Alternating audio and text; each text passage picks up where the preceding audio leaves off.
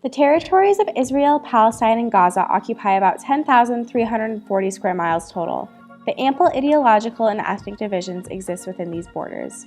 For example, Israeli national security policy often targets Arabs, leading to controversy and discontent among Palestinians and Israelis alike.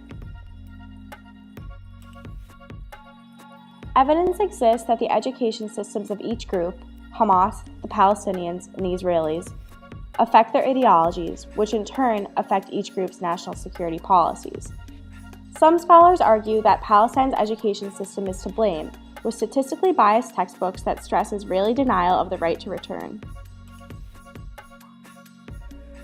The right to return is the belief that those who were exiled in 1948 and forced to walk across the desert and live in refugee camps should be able to return to their homes.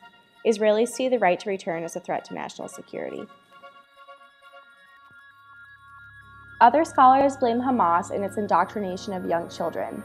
Hamas runs schools and summer camps where they teach children military techniques and hatred of Israel.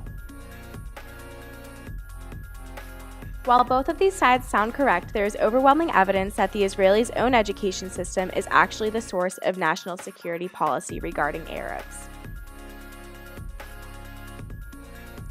Israeli schools often stress a Zionist narrative that portrays Arabs in a negative light and delegitimizes the Palestinian narrative.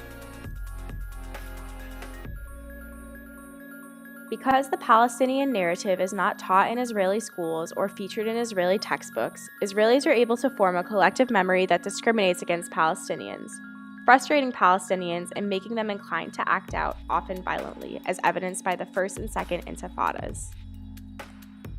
Not only is this narrative stressed in traditional Israeli schools, but also in pre-military academies in the West Bank, where teens train to become future Israeli Defense Force officers.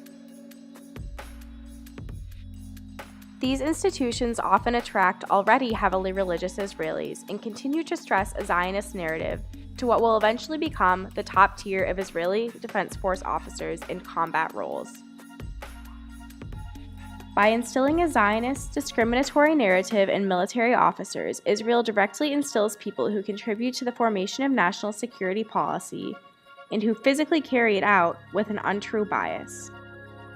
This biased education system leaves Arabs upset and inclined to act out, and Israelis deeply entrenched in an untrue narrative that causes them to feel like they must respond with a strong national security policy towards Arabs. In summary, Israel's national security policy that discriminates against Arabs can be traced back to the Zionist narrative stressed in Israeli schools.